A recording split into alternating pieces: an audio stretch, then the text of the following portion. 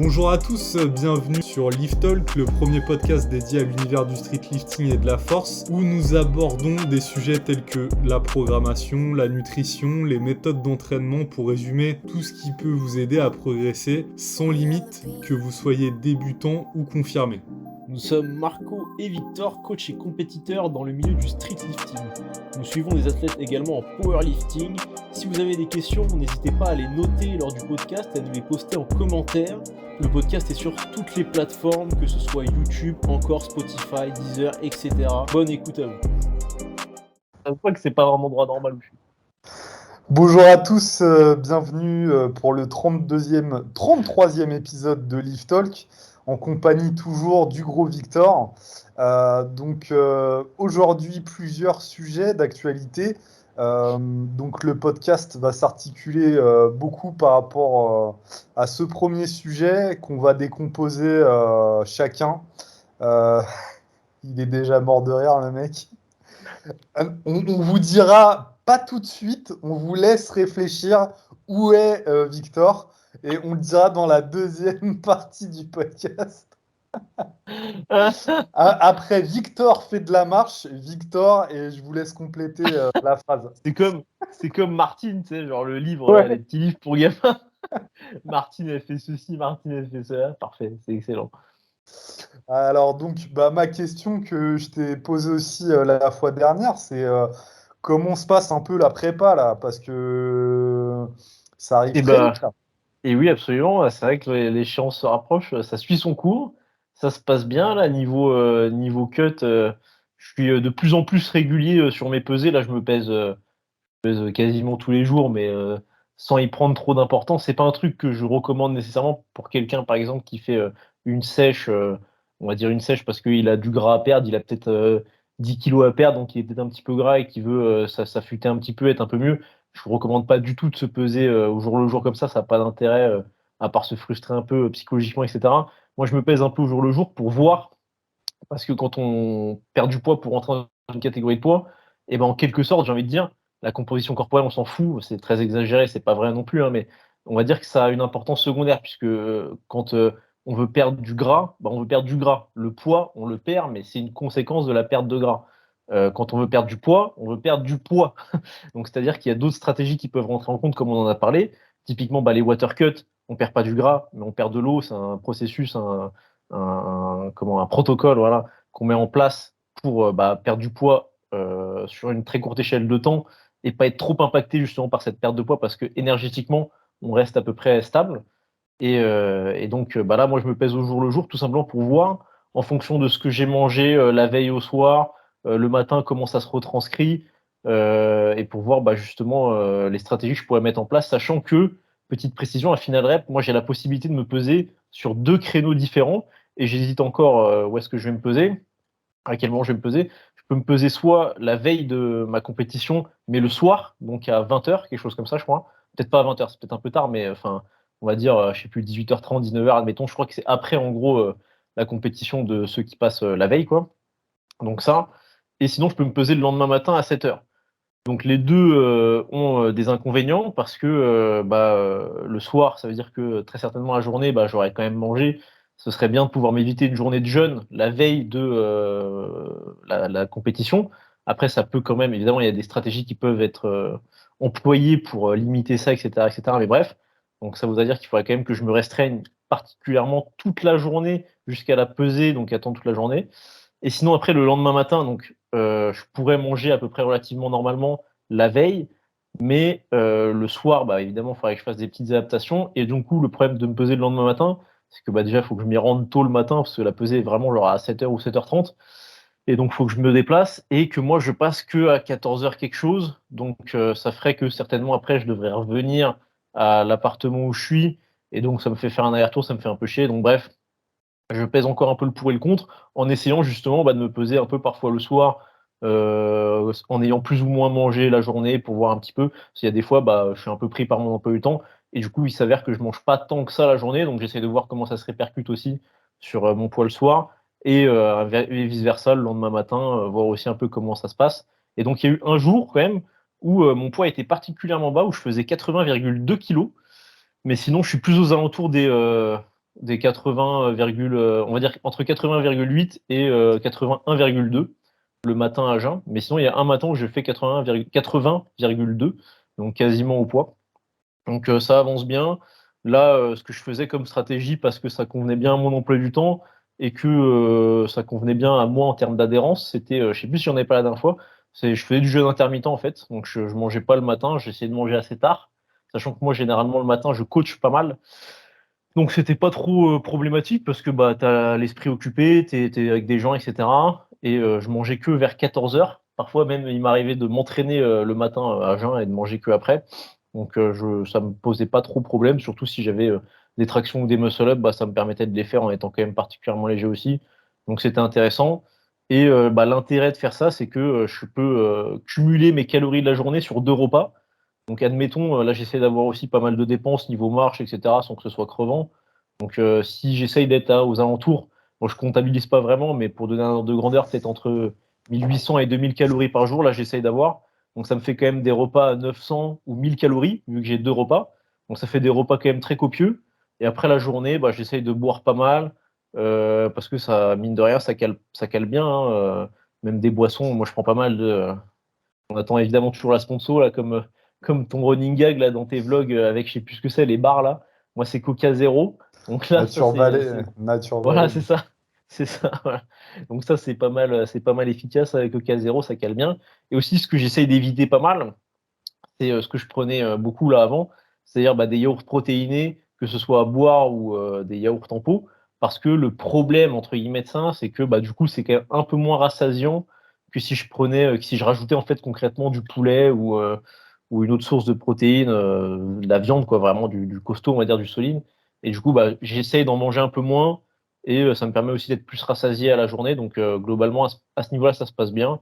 Et après, donc, à nouveau aussi, ce que j'essaierai de tester peut-être sur quelques jours, parfois de temps en temps, pour voir comment mon poids il bouge, c'est de limiter pas mal les apports en fibres et de peut-être justement manger un peu plus dense énergétiquement, mais avec des trucs un peu plus en quelque sorte bullshit, on va dire. En gros, je sais pas, je vais dire une connerie, mais 600 Des calories. bonbons. Ouais, bon, peut-être pas des bonbons, parce que c'est vraiment pas rassasiant, mais des gâteaux. Mais genre 500 calories de riz, ça représente un volume quand même assez important et un poids assez important à ingurgiter. Donc forcément, bah, dans les intestins, ça se digère pas instantanément. Donc c'est du poids qui reste jusqu'à ce qu'on chie, quoi, concrètement. Et par contre, si je mange l'équivalent en calories en, j'en sais rien, en gâteau, que sais-je comme gâteau, et ben ça représentera un poids qui sera bien moins important. Ce qui fait qu'en fait, c'est ce qu'on appelle du gut management. C'est en gros bah, essayer de maîtriser un petit peu les entrées de fibres, etc. Parce que les fibres, en plus, ça retient l'eau dans les intestins. Donc pour en fait, bah, c'est ce que je vous disais tout à l'heure, c'est des trucs qui sont pas du tout intéressants à faire en sèche. Même si bah, en effet le poids va descendre, ça n'a pas d'intérêt puisque la composition corporelle, bah, c'est la même, on perd pas de gras. Mais le poids sur la balance bouge, donc c'est intéressant dans cette optique d'être dans une catégorie de poids et de ne pas être trop impacté non plus par la perte de poids, ce qui pour l'instant, moi, m'arrive pour le moment. J'ai que pour l'instant le bénéfique, on va dire, de la perte de poids, c'est-à-dire de me sentir plus léger sur les exolestés et le squat ne morfle pas trop, enfin même enfin, pas du tout pour l'instant a priori. Donc voilà. Voilà, voilà. Et moi, j'ai une question. Tu es plus sur une phase, donc tu fais plus de construction, j'imagine, sur ton bloc là pré-compétition. Est-ce que malgré ça, tu continues à progresser sur les différents formats en termes de répétition, de charge, notamment sur le squat? Bah alors là, c'est quoi? Alors, je vais faire un petit bref aparté et expliquer comment je fais vite fait sur les 4 mouvements dans l'ordre. Les muscle-up, là, j'ai un format fixe que je fais depuis pas mal de temps et sur lequel je progresse de manière ultra linéaire, très très très bien et d'autant plus avec la perte de poids. Donc j'ai 2 séances par semaine, une très très light où vraiment Je fais enfin, une très peu rep. d'intensité. Non, très light en charge, c'est-à-dire que je me déleste avec un élastique. Bon, c'est un petit élastique, mais je me déleste quand même. Donc, je sais que ça peut faire rire certains, mais là, vraiment, en fait, moi, j'ai essayé vraiment d'adapter ce que je vois en fait dans les trainings haltérophilie. C'est-à-dire que, en fait, tu as plein de mecs en haltéro, mais ça se fait énormément, hein, qui s'entraînent à des pourcentages, même des mecs à très haut niveau, des pourcentages vraiment faibles. Les gars, ils font des séries parfois à 50%, et pas des séries de 40 reps. Hein. Je te parle des vrais haltérophiles, ils peuvent faire des séries de 2-3 reps à 50, 60% sur des jours un peu light, etc. Forcément, les mecs, ils ont 2 mouvements entraînés.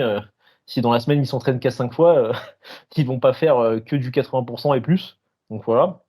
Et c'est vrai qu'en fait, c'est des mouvements où la technique, elle est vraiment, mais c'est pas du squat, c'est pas des dips, c'est vraiment plus compliqué que ça. Et ça fait que le fait de répéter un schéma consciemment, avec une précision, vraiment bien, une bonne justesse en fait, simplement, et ben ça va avoir une importance conséquente, sachant qu'en plus, quand on monte en intensité en parallèle, comme pour tous les mouvements, la technique elle finit par se dégrader un petit peu, sauf que sur ces mouvements-là, ça se passe encore plus rapidement et encore de manière, enfin, plus accentuée, en gros. Et le problème, c'est que ça nous dessert énormément parce que la moindre erreur mécanique sur un muscle-up, elle fait perdre vraiment très vite du poids, quoi, tout simplement. Et donc, une séance très très light, genre je fais, je sais plus, genre 4 ou 5 séries de 3 reps en dead stop, délesté avec un petit élastique assez fin, et une séance en rump up set, donc où je fais une montée en charge en série de 2, en dead stop aussi, euh, et la dernière série, je la fais 2 fois, la plus lourde. Et je fais des petits incréments, des très petits incréments. Et ce qui se passe systématiquement, c'est que les dernières séries, les plus lourdes, c'est mes meilleures séries. Genre techniquement, c'est les meilleures. Parce que justement, cette utilisation-là de ramp up set sur des très petits incréments, je le répète encore, ça m'aide énormément. Je m'ajuste, la montée en intensité, elle me bloque pas trop, et ça fait qu'en fait, la justesse technique, les ajustements que j'arrive à faire font que finalement, je suis quand même encore meilleur par rapport à la charge qui augmente. Et sachant que, bon, avant les muscle-up, je fais des chest to bar muscle-up qu'on a expliqué avant, je les fais un petit peu en lourd et tout, sans dead stop, voilà, pour avoir le format un peu comp. Et là, je vais commencer à arrêter de faire ça et faire un peu des clusters, je pense, au muscle-up, en format comp pour transférer un peu, voilà. Donc ça se passe très bien. Les tractions, les tractions, c'est un peu moins bien. Les tractions, j'avais bien construit pendant plusieurs blocs et bon, là, j'ai fait un peu des trucs moins bien. Du coup, ce qui fait que c'est pas le truc sur lequel j'opte le plus. Je stabilise assez bien, voilà. Bon, sachant que je perds un peu de poids, donc en vrai, ça reste correct. Mais sincèrement, je pourrais même pas dire si bien ce que je fais parce que c'est un peu flou. C'est pas terrible ce que je fais. Mais bref, voilà. Mon histoire d'amour avec les tractions. Et les dips, là, par contre, alors ça, j'ai repris ce que je faisais avant, beaucoup de tempo, pareil, pas mal de ramp up sets en tempo, et après des back-off avec des tempos encore un peu plus longs. Et alors ça, par contre, ça c'est une tuerie. Ça, c'est vraiment ce qu'il me fallait. Moi, je sens que vraiment, de me renforcer sur l'excentrique, je sens que ça m'aide énormément, et après, j'arrive à m'exprimer beaucoup sur la concentrique, donc c'est génial. Et après, le squat, le squat, qu'est-ce que je fais? J'ai toujours un peu la même strat, 2 séances dans la semaine comme d'hab, avec une séance avec un top set pas hyper lourd, ça va, genre un x3, et des back-off en x8, assez léger aussi, full automatisation. J'avais eu un peu mal au genou il y a quelques semaines, donc j'ai fait du tempo à la place des x8, et ça m'allait bien aussi, voilà, ça me permettait de m'ajuster aussi techniquement. Et après, une séance un peu plus hard avec des top sets un petit peu plus violents et des back-off un petit peu plus violents aussi, des intensités un peu plus hautes. Et là, globalement, sur l'ensemble, donc voilà, c'est vraiment de l'exploitation. Là, il n'y a plus trop de Ouais. construction. Et du coup, voilà, pour répondre à ce que tu disais, c'est des formats là qui sont vraiment spécifiques au bloc. C'est pas du tout des formats que je faisais avant, sauf les x8, etc.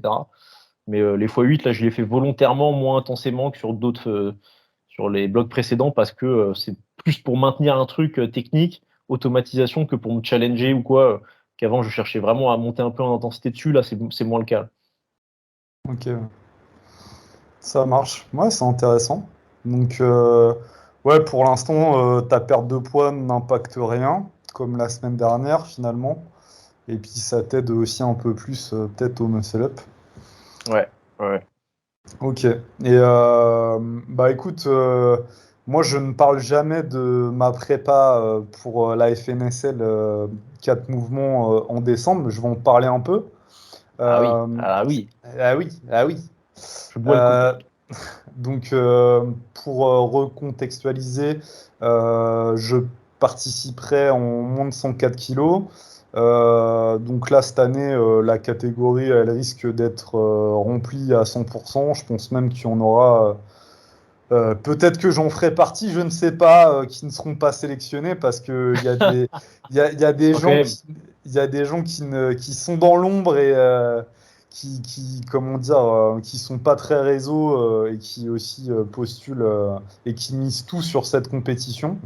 Donc on verra, mais je me prépare comme si j'allais la faire, quoi, on va dire.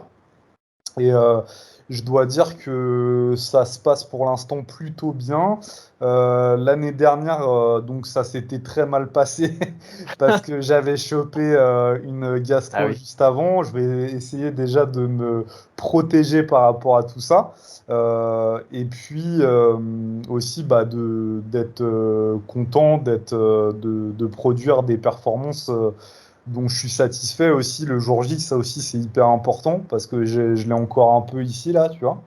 Et, euh, et donc, au niveau de mon poids, je vais commencer par la gestion de mon poids. Donc là, j'ai jamais été aussi lourd que ça depuis, je dirais, ouais, plus de 10 ans. Ah ouais, ouais, ouais, ouais. En fait, tu vois, tiens, ça, c'est une anecdote. À 23 ans, alors moi, il faut savoir, j'ai fait de la musculation par intermittence.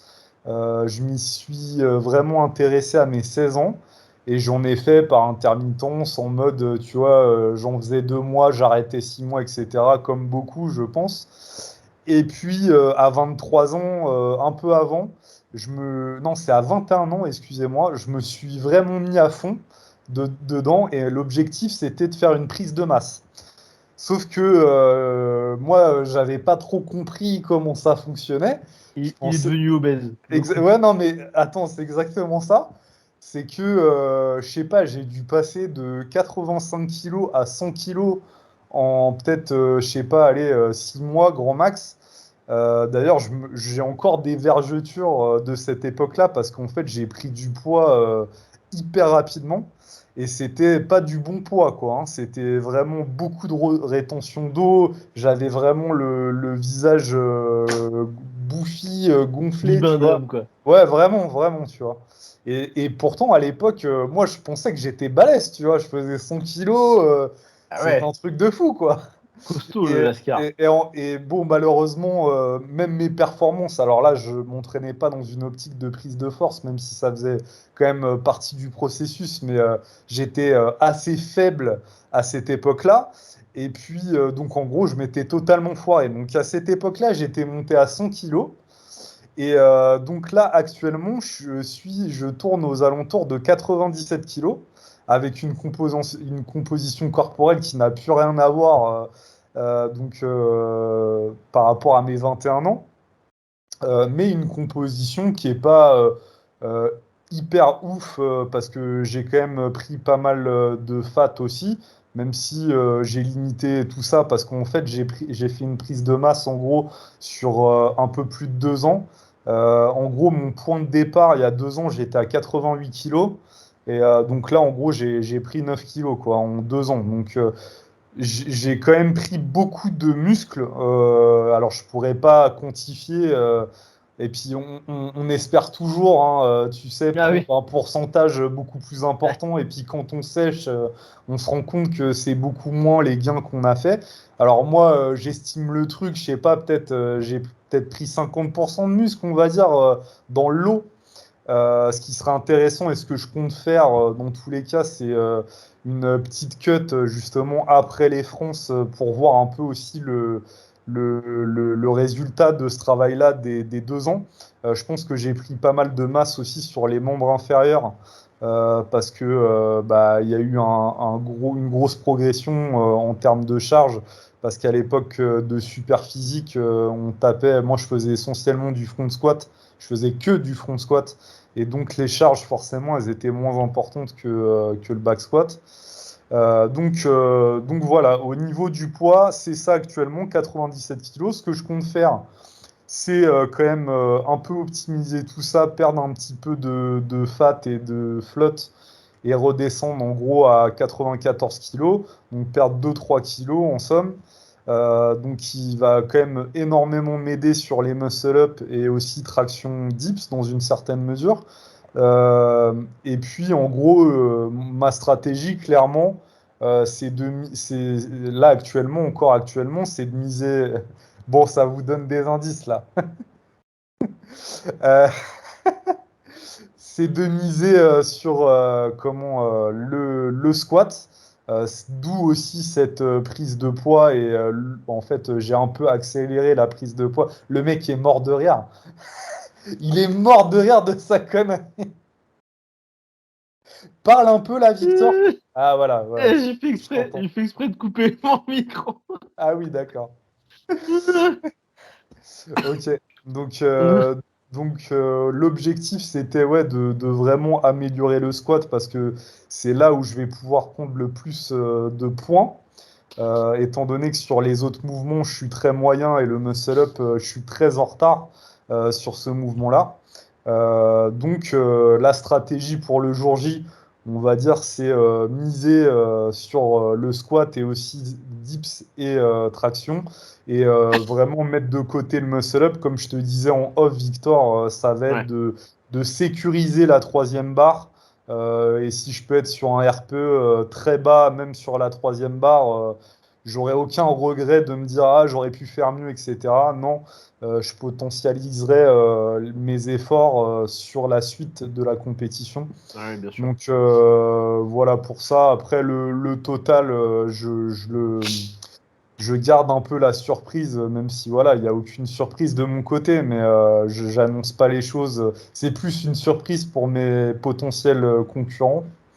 Donc voilà pour ça. Et donc au niveau de la forme, je peux aussi parler de ça, c'est que après les France de 2023, du coup enfin non, de 2022. 2022, en fait je me suis tapé pas mal de douleurs qui m'ont ralenti énormément dans la progression, notamment au niveau du moyen fessier. Sur le squat, Ah j'avais oui. toujours une gêne, etc. Ça, je me le suis trimballé pendant 6 mois. J'ai quasiment pas progressé au squat et j'ai aussi pas du tout progressé aux tractions parce que j'avais une tendinite à l'avant-bras au long supinateur. Une tendinite qui est toujours un peu latente. Je sens que si je fais pas correctement les choses, elle peut revenir à tout moment. Mais ça fait quand même plusieurs mois qu'on a bossé là-dessus et qu'on a réussi à l'évincer. Donc voilà, en gros, j'ai pas de bobo, donc je suis dans des bonnes conditions pour progresser. Donc on va mettre toutes les chances de notre côté. On est le 8 septembre quand on enregistre ce podcast. Donc en gros, ça me laisse 3 mois. Moi, je suis encore dans une phase de construction là. Et vraiment, le dernier bloc pré-compétition, forcément, c'est là où je vais pouvoir exploiter ce que j'ai construit tous ces derniers mois. Donc voilà un peu de mon côté comment ça avance. Et du coup, Donc petite interrogation, oui. parce que pour les qualifs, il faut que tu mettes des vidéos avec tes perfs, et du coup, tu mettras, j'imagine, des trucs un peu anciens, enfin, du Non, coup. alors enfin il y aura un peu des deux sûrement, mais ce que je compte faire c'est soit faire un mock meet, soit faire des tests en fait Ah oui, voilà. sur les différentes semaines, etc. Un peu peut-être désynchroniser pour pas que c'est un impact trop important sur le nerveux. Mais ouais, il faudra bien anticiper ça en fonction de la date butoir des inscriptions. Ouais. Après, voilà, je compte pas envoyer les trucs au dernier moment, hein, mais donc voilà, de toute façon, il n'y aura pas beaucoup plus qui pourra être grappillé en termes de performance. Donc voilà, voilà un peu de mon côté comment ça avance. Donc bah, j'ai hâte et puis ça va être l'occasion aussi cette compétition de la faire.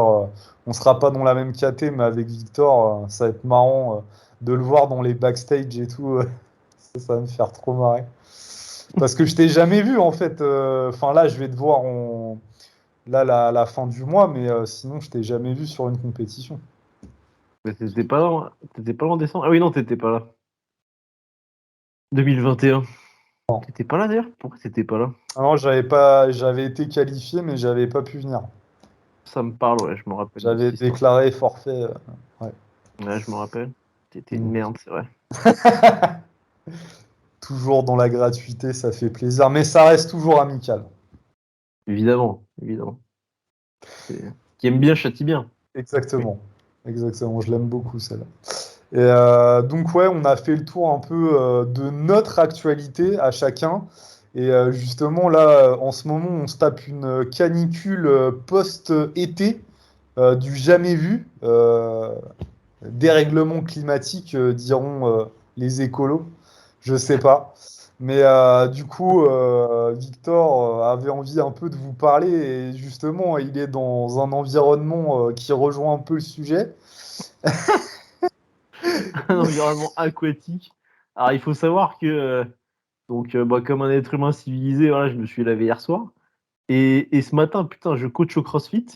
Et dès le deuxième cours, sachant qu'il était tôt, hein, donc il faisait pas très chaud encore, et ben, je sens que je pue et tout, parce que je transpire, j'ai chaud et tout. Genre, je fais quasiment rien comme démonstration, mais j'ai chaud de ouf, j'en peux plus. Et du coup, à la fin des cours, là, les derniers, ils étaient vers 14h, quoi. Alors là, c'était l'apocalypse. Et vraiment, là, je me disais, bon, normalement, je fais le podcast en marchant, mais là, je me voyais pas marcher. Et je me suis dit, vas-y, là, il faut que je réunisse une activité où j'ai moins chaud et en plus, je vais sentir moins mauvais. Et je me suis dit, voilà, le podcast, il fallait qu'il ait lieu dans cet endroit. Il n'y avait pas d'autre endroit, je pense. Ok. Et donc justement, toi, enfin, il y a pas mal de gens qui t'ont parlé des boissons isotoniques Et ben riches alors voilà, en électrolytes on et m'a tu on voulais m'a- un on- peu on en m'a- parler. on m'a posé 2 fois la question cette semaine, justement. Enfin, depuis samedi dernier, on va dire. Et du coup, c'était marrant déjà, c'est une coïncidence. Et premier qui m'avait posé la question, donc c'était au CrossFit justement. Et bon, bah, typiquement, voilà, il fait un peu chaud dans la salle. En plus, le CrossFit, c'est quand même une activité où on va avoir tendance à pas mal transpirer. Et il me disait que il s'était acheté des suppléments de sein et il me demandait un peu l'intérêt du truc, sachant qu'à la base aussi c'était venu, on pourra embrayer et en parler après, parce qu'on parlait aussi de sous toutes les formes, mais de glucides intra-entraînement. En gros.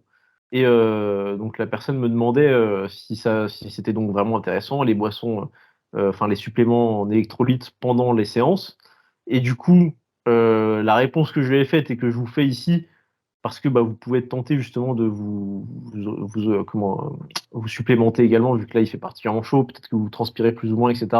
Vous êtes dans des salles peu climatisées, voilà, bref. Et donc je lui explique que ça répond justement, comme tout, à un besoin, c'est-à-dire que typiquement les protéines c'est intéressant, c'est bien, mais si on est au-delà de ces besoins, ça n'a pas d'intérêt particulier, et comme tout le reste, on le stockera. Et bon là, les électrolytes, c'est pas pareil, ça représente pas de l'énergie, donc c'est pas des calories qu'on stockera. Mais si on a plus que ce dont on a besoin, on finira par les excréter parce que plus, c'est pas, il n'y a pas une réponse de l'organisme de manière linéaire. C'est-à-dire que si vous êtes en déficit, que vous en apportez et que du coup vous revenez à niveau, et ben quand vous étiez en déficit, bah, vous aurez les problématiques du déficit. Et si vous en apportez, et ben du coup vous réglerez la problématique du déficit et vous vous sentirez mieux. Donc ça fera comme si les électrolytes vous avaient apporté un bénéfice, même si la réalité des choses, c'est qu'en fait, ça vous aura simplement permis de revenir à un niveau de base, en quelque sorte, mais en apporter au-delà de ça, ça n'aurait pas d'intérêt, par exemple. Donc typiquement, les électrolytes, pourquoi pas?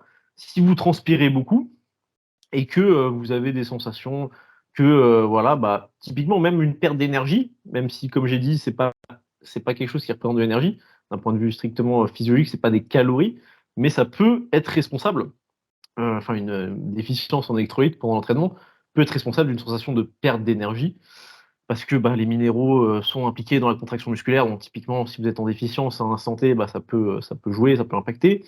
Et typiquement, donc ça pourra avoir cet intérêt-là de vous faire avoir une hausse de vos performances. En fait, c'est vraiment de l'essai-erreur. Je connais pas trop le prix d'un sachet de supplément. Je pense que c'est pas hyper cher. Donc là, typiquement, si vous estimez que ça fait quelques jours, quelques peut-être semaines que vous vous sentez un peu moins bien quand vous entraînez, que vous sentez que vous avez moins la pêche, et ben peut-être parce que justement vous transpirez beaucoup, une supplémentation d'électrolytes pourrait avoir un intérêt, ça pourrait être intéressant pour essayer d'y pallier. Après, même si bon, le simple fait qu'il fasse chaud, en fait, de manière générale, ça crée un inconfort qui peut aussi être responsable de votre sensation d'être moins performant et de pouvoir être moins performant. En gros, pour moi, les électrolytes, bah, pourquoi pas. Après, il ne faut pas dépenser des mille et des cents et il ne faut pas se dire que c'est un truc à consommer à l'année parce qu'en hiver, bah, il y a de grandes chances que vous n'en ayez pas du tout besoin, je pense. Surtout que quand on fait de la force, comme nous, c'est notre cas, c'est quand même les activités, on va moins transpirer. Donc après, quand il fait chaud, on peut transpirer beaucoup. Moi, je suis le premier. Mais généralement, moi, l'hiver, je verse pas une goutte de sueur. Donc, j'aurais aucun intérêt à en consommer, par exemple. Qu'est-ce que tu en penses, mon gros Marco? Ouais, bah justement, alors c'était pas l'été dernier, peut-être l'été d'avant. J'achetais justement surtout l'été, j'allais à Decathlon et j'allais dans le rayon course à pied et je m'achetais, alors je sais plus la marque, mais c'est un truc qui est hyper connu. Et donc, je le mettais dans mes boissons intra-training. Parce que justement, voilà, je transpire à fond. En plus, Eh moi, oui. je transpire beaucoup. Donc, voilà, j'ai testé ça. Et là, tu vois, ça fait allez, 1 an et demi que je l'utilise plus. Et là, on est quand même plein dans l'été et je vois aucune différence. Ah oui. Je vois aucune différence. Donc déjà parce qu'il y a toujours aussi ce truc-là. D'ailleurs, ça pourrait carrément faire l'objet d'un podcast ou même d'une publication réelle, etc. Mais il y a toujours ce truc des études qui vont vous vanter les bénéfices de telle ou telle molécule, de tel ou tel complément. Mais elle sera déjà souvent orientée par rapport à déjà qui a entrepris cette étude, à qui elle s'adresse, leur échantillon de cobayes, etc. Donc en fait, pour résumer, une étude scientifique, tu peux lui faire dire tout et n'importe quoi, hein. Ça, c'est... Je suis sûr que vous me dites, voilà, le coca, vous me trouvez une étude sur le coca qui est mauvais pour la santé. Moi, je vous trouve une étude qui dit totalement l'inverse. Et Donc, moi, et moi, je vous dis, je vous affirme que c'est bon pour la santé, moi. bah oui, forcément. Et, et comme je dis tout le temps, en fait, la théorie, elle est écrasée par le terrain, ce qu'on peut constater, en fait, dans les faits, en fait, dans le réel, si vous voulez. Donc, c'est ce que tu faisais, enfin, c'est ce que tu as dit, là, faites le test, en fait. Voilà. Faites le test et voyez si ça fonctionne. Alors, c'est pas des trucs généralement qui coûtent hyper cher, hein, parce qu'en gros, c'est du sucre hein, qui vous vendent avec en gros quelques minéraux dedans. Par contre, enfin, moi, je kiffais parce que c'était un goût qui était incroyable. Ouais. Enfin, après, il y a plusieurs goûts différents, mais celui que je prenais, c'était fruits rouges, je crois. Et c'était hyper bon. Et par contre, un truc. Et c'est pour ça que j'ai arrêté. C'était même pas parce que ça faisait plus pas d'effet ou je sais pas quoi, hein. C'est parce qu'en fait, c'était en train de me niquer mes dents. Parce qu'en fait, dedans, il y a de l'acide ascorbique. Enfin, bah, c'est de la vitamine C, je crois. Mais il y Ouais, a c'est un ça. acide. Il y a un acide, je sais plus c'est quoi comme acide. Bref, mais un truc qu'ils mettent souvent dans ce genre de boisson. Et en fait, ça m'attaquait les dents et j'avais chopé en gros une sensibilité, une Ah ouais. hypersensibilité des dents. Et je sentais que si je continuais possiblement, bah, tu sais, en gros, tu bois une boisson Ouais, sucrée mais je vois, ouais. pendant 2 heures, tes dents, elles baignent là-dedans. Bah forcément, je pense pas que ça soit hyper bon sur le long terme. Donc en fait, j'ai arrêté à cause de ça. Donc ça n'avait rien à voir avec le reste, mais j'ai arrêté avec ça. Et je pense qu'en revanche, des fois, c'est quand même intéressant, dans des cas peut-être un petit peu particuliers et extrêmes, d'utiliser ce genre de truc. Je pense que bah, déjà, dans les sports de fond, je pense que Ouais. c'est un indispensable, hein. Ça a Je pense plus que d'intérêt, oui. ça, c'est clair, mais par exemple, et je l'ai déjà dit dans le podcast, quand vous faites une compétition de street lifting, vu que la durée, souvent, elle est assez importante, bah, ça peut être intéressant aussi, même lors de longues séances, je sais pas, tu sais, fin de bloc, il fait chaud, etc. Vous avez du squat à faire, donc vous allez transpirer comme des bœufs. Bah, peut-être que là, c'est intéressant de se prendre. Alors, c'est pas ouf la compo dedans, mais genre, moi, j'aime bien les Powerade, par exemple. Ouais. Bah, vous prenez une Powerade en plus de votre boisson classique, là. Moi, je bois de l'eau hein, pendant l'entraînement. Et là, peut-être que justement, vous verrez un Avec tes intérêt. origines bretonnes, tu vas pas nous faire croire que tu tournes calot, hein, attention, hein. Eh, il Bah, fouille. mec, je te jure, tu me crois si tu veux, mais ça fait peut-être 2 ans que j'ai pas bu une goutte d'alcool. chez moi, t'avais bu, je crois, avec mes Non, non, parents, là. oh, non, non, non. Ah, le mec, il veut me faire passer pour un soulard. En Oh, plus, ça... non, non, non, fun Ouais, fact, j'aime pas l'alcool. En plus, j'aime pas le goût de l'alcool. Tu vois, je préfère un bon jus, tu vois, un bon ouais. truc comme ça, mais je suis pas du tout fan de l'alcool. Donc, ouais, voilà, voilà pour les boissons isotoniques. Mais voilà, ouais, ça peut être intéressant, mais je pense dans des cas particuliers. Mais en musculation, je pense que ça l'est quand même carrément moins. Enfin, c'est moins Bah, pertinent. après, là, ce que t'as dit, c'était pas mal, parce que t'expliquais que ta boisson, là, le truc que tu mettais, ça avait un super bon goût. Donc, tu sais, il y a des gens, ils ont du mal à boire parce que genre, ils Ah pensent oui. pas à boire. Ouais. Et du coup bah, ça peut être pas mal parce que ça peut leur donner envie de boire vu que le truc est bon, tout simplement.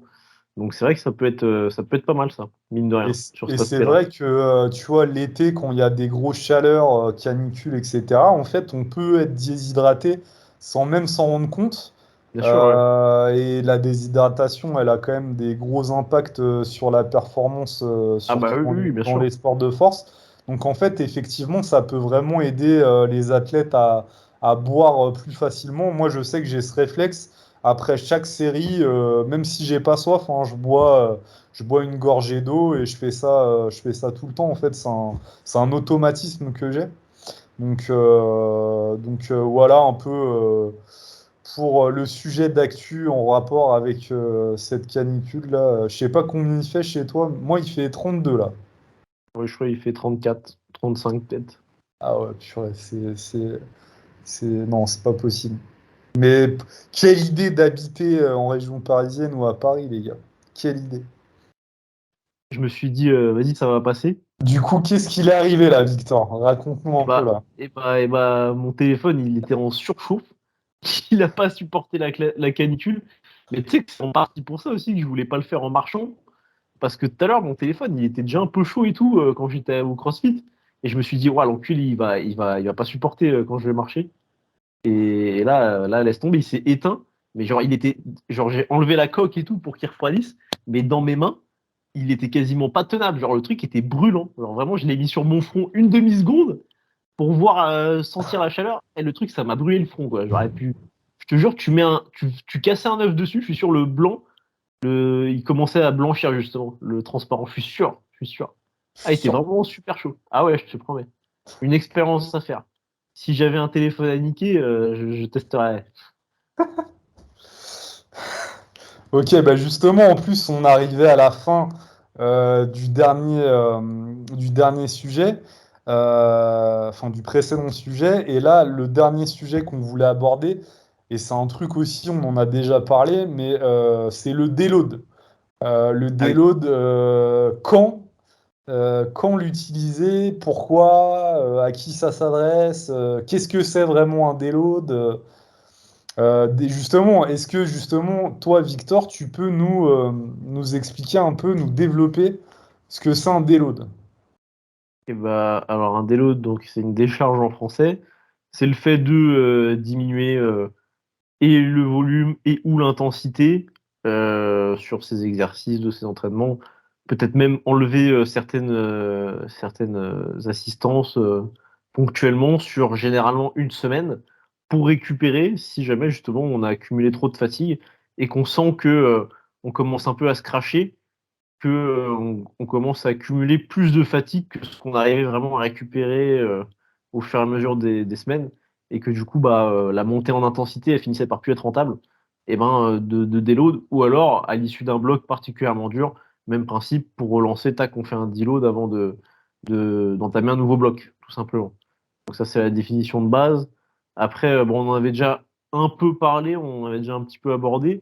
Moi, l'image que j'ai toujours eue du deload, c'était que normalement, en fait, si tu fais un deload, c'est que c'était un peu genre enfin, un aveu que tu avais fait une erreur quelque part, en quelque sorte. Ça voulait dire que tu avouais que tu avais fait un moment, tu avais trop accumulé d'intensité et que du coup, tu devais carrément faire un truc pour contrer ça. Alors qu'en fait, bon, bah, c'est simplement un outil comme un autre, et que du coup, bah, ça peut être amené à être utilisé, surtout quand, bon, après, je vais pas faire enfin, je vais pas commencer à parler de taper, parce que là, c'est encore autre chose, mais post-compétition plutôt, si on a accumulé beaucoup de fatigue, sachant que potentiellement, une compétition, ça se trouve, donc là, toutes les compétitions en France, elles ont lieu sur Paris. Et si vous habitez, enfin, toutes les compétitions, la plupart, et si vous habitez ailleurs qu'à Paris, du coup, vous devez faire le trajet, donc vous devez peut-être dormir sur place, ou alors peut-être que vous faites carrément le trajet dans la journée, donc l'aller-retour. Donc bref, ça peut vous faire une journée qui peut être éreintante en plus de tout simplement de la compétition. Et ça fait que ça, pour le coup, cette accumulation de stress peut nécessiter, par exemple, aussi un deload la semaine suivante. Donc voilà. Mais c'est un outil globalement.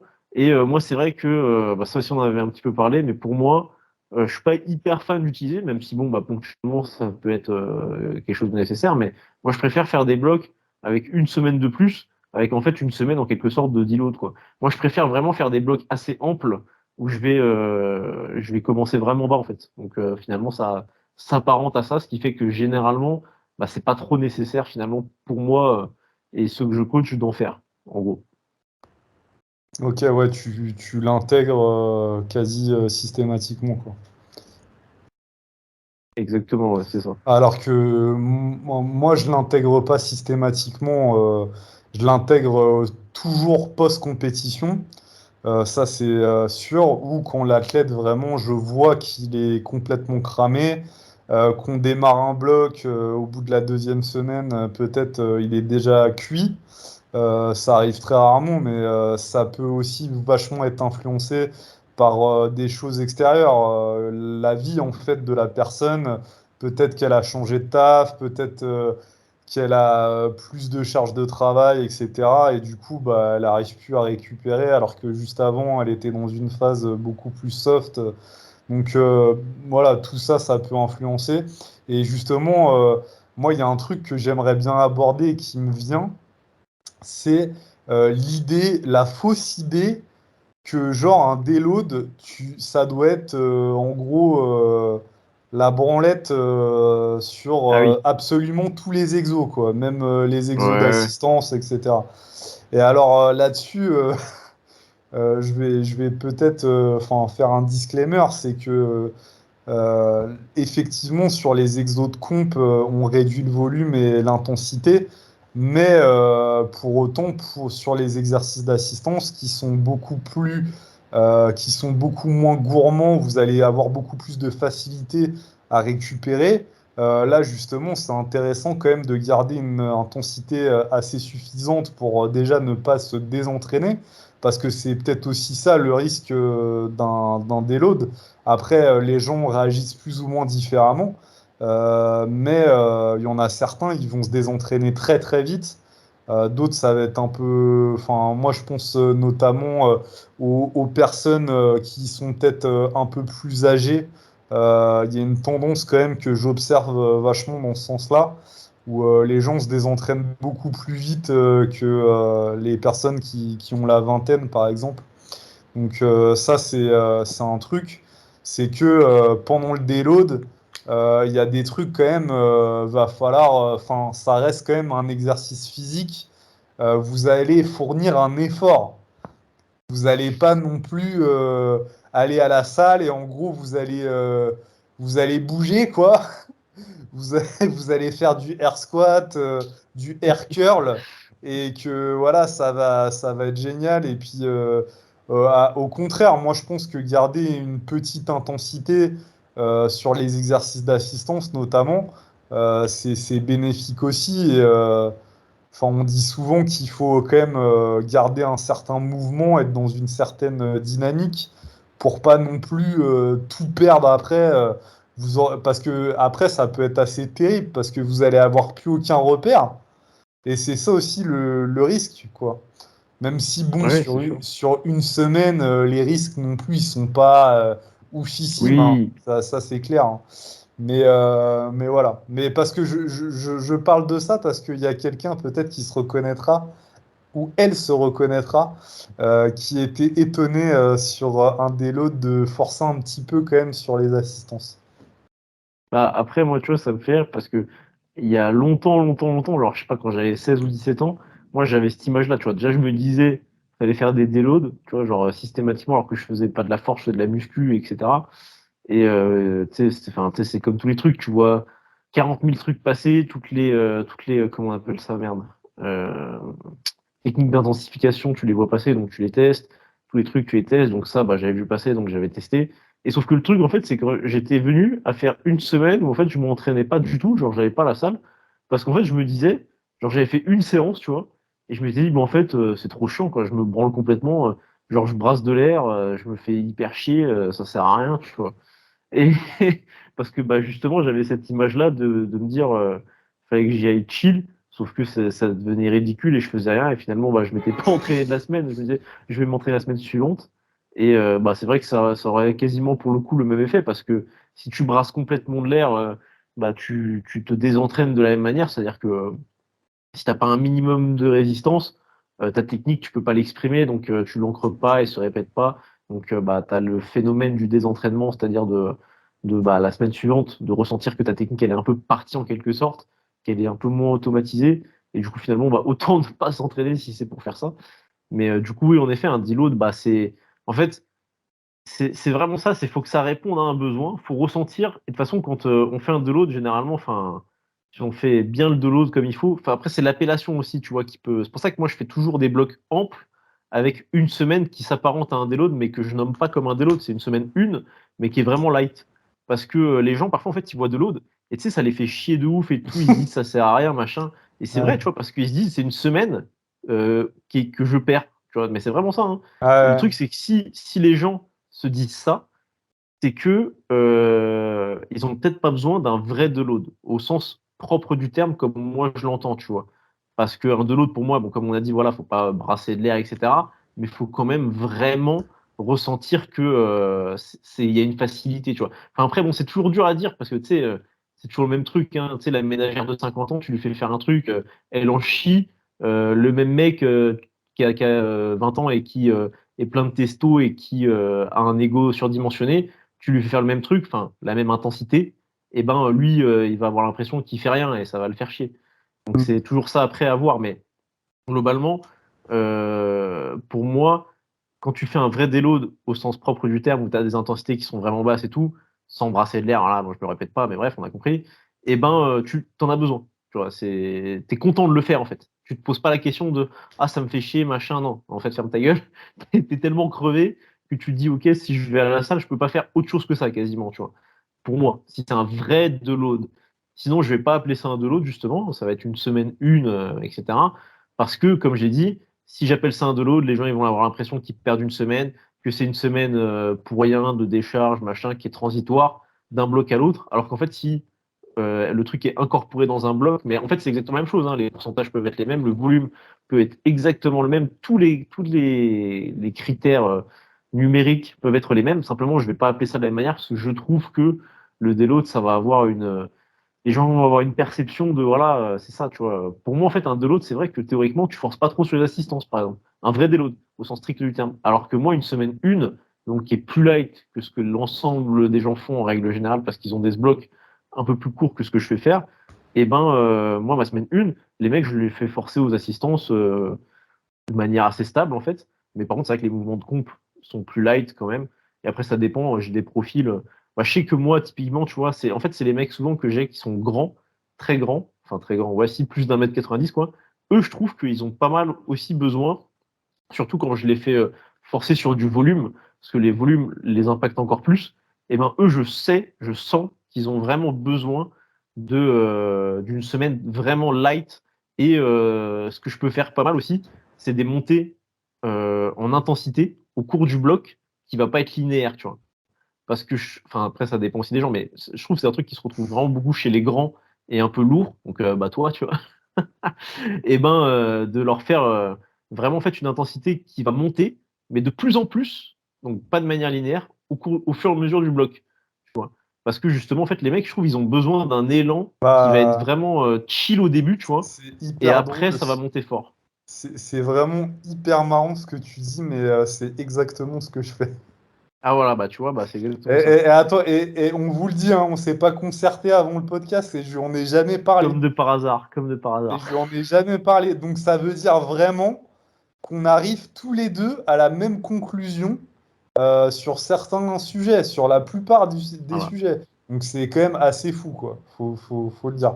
Mais et c'est exactement ça, en fait. C'est alors peut-être pas de manière exponentielle, forcément, Oui, les évidemment. incréments au fur et à mesure des semaines, mais effectivement, moi, c'est exactement ce qui se passe. Et en plus de ça, ça fonctionne. C'est ça ce qu'il faut retenir, c'est que ça fonctionne.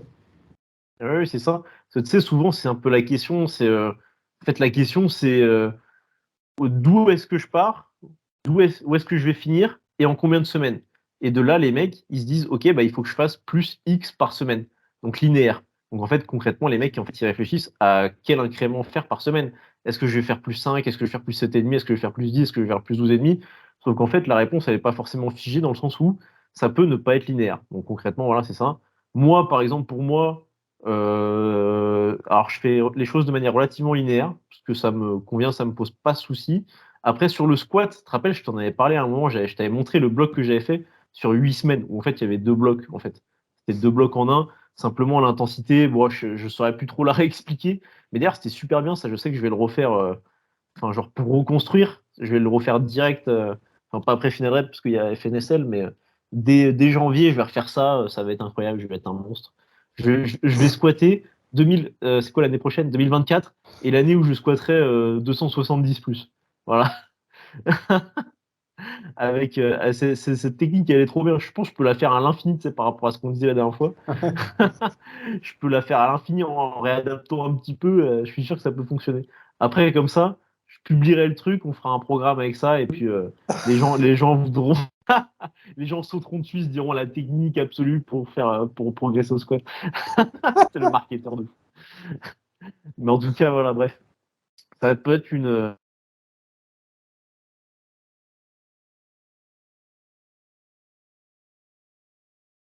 Parce que là, on a déterminé que pour ça, ça fonctionnait bien.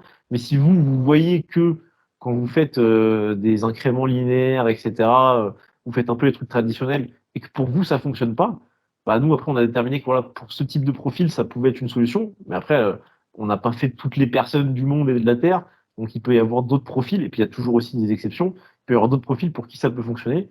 Donc, ça peut être un truc à tester. De faire peut-être, par exemple, commencer vraiment light, semaine 1, et de semaine 1 à 2, faire plus 5, semaine 2 à 3, plus 7,5, 3 à machin, 10, et puis après voir voilà ce qui se passe. Mais ça peut être une idée, par exemple, en fonction des mouvements, etc. Voilà, vous avez compris. Ouais, ouais, bah super intéressant. Ce truc-là, c'est un truc qu'on n'en a jamais parlé, je pense. Mais Non, c'est vrai. ça, ouais, ça c'est. Et à l'inverse, peut-être des genres, par exemple, moi je retrouve plutôt ça chez les femmes, où Ouais, par exemple je elles vois ce que peuvent tu veux dire. avoir des blocs plus longtemps, plus linéaires, etc., avec des incréments sans doute un petit peu réduits par rapport à Ouais. des hommes, mais elles peuvent forcer plus longtemps. Tu sens qu'elles récupèrent mieux, même globalement, que les mecs. Bah, tu vois, les femmes, moi, c'est un peu quasiment ce qu'on faisait avec Super Physique, parfois, tu vois, des trucs un peu hyper progressifs. Genre, bah, typiquement ce que tu as dit, tu vois, des incréments plus petits sur des périodes plus longues. Et ben, je trouve que c'est des trucs qui peuvent fonctionner parfois. Après, c'est toujours à réguler, machin et tout. Et c'est pas une vérité absolue, parce que je me rappelle, il y avait une dame, je me rappelle super bien, que je coachais en perso, et je lui faisais faire du bench. Putain, je lui faisais faire les formats classiques, hyper progressifs, machin. Elle finissait, mais tout le temps au même truc. Genre, exactement à la même performance avec je sais pas combien de temps d'écart. Bon, je sais plus, je me rappelle plus de l'état, mais je sais qu'elle loupait parfois les séances parce qu'elle travaillait beaucoup, machin, et qu'elle était en déplacement et ceci et cela. Donc après, bon, c'est pas le truc le plus représentatif. Mais je me rappelle à cette époque-là, ça m'avait fait quand même me questionner. Et je me suis dit, bon, bah, il y a d'autres mecs, des gens de cette manière-là, ça fonctionnait mieux, ceci, cela. Donc bref, voilà, bref, c'est pas la question. Mais pour les femmes, ça peut fonctionner pas mal. Et, mais pas en faisant que ça. Si vous faites que ça, c'est comme tout, au bout d'un moment, ça s'épuise en fait. C'est ce qu'on a dit la dernière fois. La solution magique, miracle, à part mon bloc au squat magique, ça n'existe pas.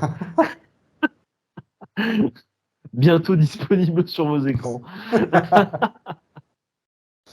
Ah, je rigole. Non, mais c'était pas mal ce truc. Il était bien. Donc, Faut que je le retravaille et je vais voir là, quand je vais le refaire ce que ça donne un peu, mais c'était vraiment sympa. C'était très bien comme truc. ouais, bon. Je pense qu'on va s'arrêter là pour le podcast d'aujourd'hui. Comme d'habitude, laissez un commentaire, likez, partagez si vous avez apprécié l'épisode. Et puis, je voulais aussi remercier notre cher ami Gauthier, avec qui j'ai conversé tout à l'heure, Ah, il m'en a parlé. qui adore, Ouais, qui adore écouter notre podcast. Donc, petite dédicace, mec, à notre pongiste favori. absolument. Euh, donc, Fonce en Turquie, mon bonhomme. Les implants sont à prix réduit. Dépêche-toi ah, le bâtard. avant que tout soit tombé. Le déficit en vitamine D commence à être trop prononcé, mon gamin, je te le dis. J'espère qu'il Pourtant, va il y bien a du rigoler en soleil hein, même temps. là-bas. Hein. Là où il est, Ah, il y a c'est du vrai, hein? soleil. Hein. C'est pas ce qui manque. Hein. Ah ouais, ouais, bah, tu vois, c'est que définitivement, c'est pas une question de déficit en vitamine D, hein. Il peut supplémenter autant qu'il veut. Là, il n'y a plus qu'une seule solution. Oh là là, c'est terrible. Donc, bah, on vous dit à la semaine prochaine pour un nouvel épisode. Salut! Ciao, ciao.